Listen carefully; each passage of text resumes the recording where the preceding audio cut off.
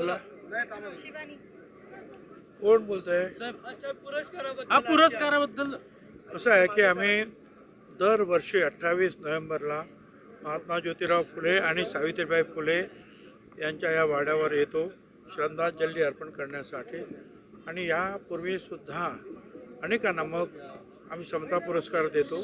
त्याच्यामध्ये शरद यादव आहेत, मुख्यमंत्री माजी मुख्यमंत्री बघेल आहे, त्याच्यानंतर पवार साहेबांना दिलं आहे, बाबा आढाव यांना दिलं, मुनगेकर दिलेले आहेत, फादर दिब्रेटो जे आहेत त्यांना दिलं, हरी नरके यांना दिलेलं आहे.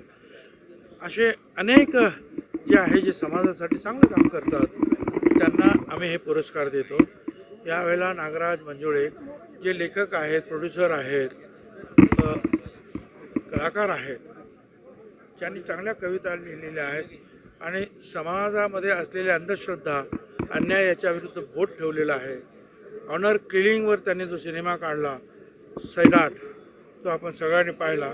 या सगळ्यांचे जे डोळे उघडण्याचं काम जे आहे ते आपल्या या कलाकृतीतून काव्यातून करत असतात.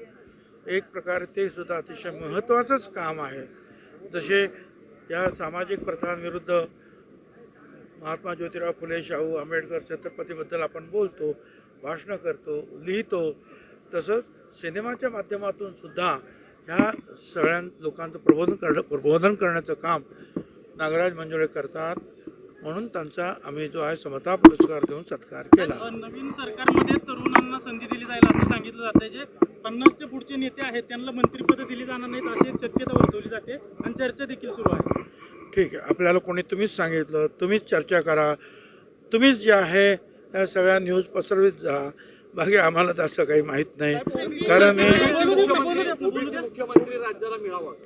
असं आहे, ओबीसी मुख्यमंत्री व्हावा यापेक्षाही आमच्या ओबीसी, मागासवर्गीय, दलित, आदिवासी सर्व गरिबांचं संरक्षण करणारा मुख्यमंत्री व्हावा. मी जाणार आहे त्यांच्यावर, त्यांना भेटायला. मनोज जरांगे पण असं म्हणतात की तुमचा विजय हा ईव्हीएम मशीनमुळे झालेला आहे. अरे ईव्हीएम मशीनमुळे जर झाला तर मला सुद्धा 1 लाख मतं पडली पाहिजेत ना. म्हणजे मताधिक्य, ते मताधिक्य माझं कमी झालं. कारण हे जे आहेत बरोबर जरांगे साहेब आदल्या दिवशी सकाळी 2 पासून रात्री सकाळी 10 पासून रात्री 2 पर्यंत गावागावातून फिरले काय आणि जातीवाद पसरवण्याचं काम केलं. त्यामुळे माझं मताधिक्य कमी झालं माझं स्वतःचं. म्हणजे नेहमी 56-60 हजाराचं मताधिक्य ते आता ह्या परिसरामध्ये या परिस्थितीत लाखभर व्हायला पाहिजे होतं असं काम झालं होतं. आणि महायुतीचे सगळे निर्णय होते पण ते अर्ध्यावर आलं माझं मताधिक्य. मग तिथे का नाही मग ते तुमची ईव्हीएम चालली आणि नाही चला लोकसभेला साहेब त्यांचा फटका बसला तुम्हाला महायुतीला अजूनही ठरलेला नाहीये मुख्यमंत्री पदाचा चेहरा. देवेंद्र फडणवीस चेहरा पुढे केला जातोय. काय वाटतं देवेंद्र फडणवीस राज्याचे मुख्यमंत्री होतील? असं आहे की भाजपचाच मुख्यमंत्री होईल आणि देवेंद्र फडणवीस यांनी जे आहे मागच्या काही वर्षामध्ये खरं तर आम्हाला वाटलं ते मागेच मुख्यमंत्री होतील पण शिंदेसाहेब झाले. त्यांनी सांगितलं मी लांब राहतो आहे, दूर राहतो आहे. परंतु पक्षानं सांगितलं नाही तुम्ही उपमुख्यमंत्री म्हणून काम करा. त्यांनी त्याही परिस्थितीमध्ये उपमुख्यमंत्री म्हणून काम केलं आणि झोकून काम केलं. पूर्णपणे जे आहे न्याय दिला आपल्या पदाला, आपल्या पक्षाला. त्यामुळे एक मोठं यश BJPला सुद्धा मिळाले. 132वर आमदार मिळाले. त्यामुळे त्यांचा हा जो आहे नैसर्गिक हक्क आहे असं मला वाटतं. आमच्या त्यांना शुभेच्छा आहे.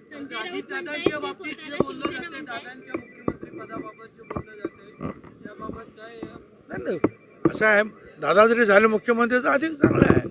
परंतु या वेळेला 132 ज्यांचे आमदार आहेत त्यांचाच मुख्यमंत्री होईल आणि तो मगाशी सांगितल्याप्रमाणे फडणवीस साहेब झाले तर आनंद आहे.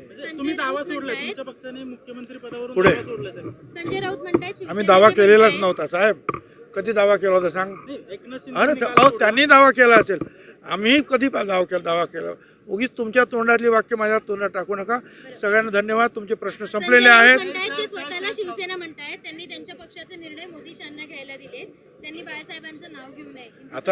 आता 5 वर्ष त्यांना हेच बोलत राहायचं आहे. त्यांना दुसरं काम नाही.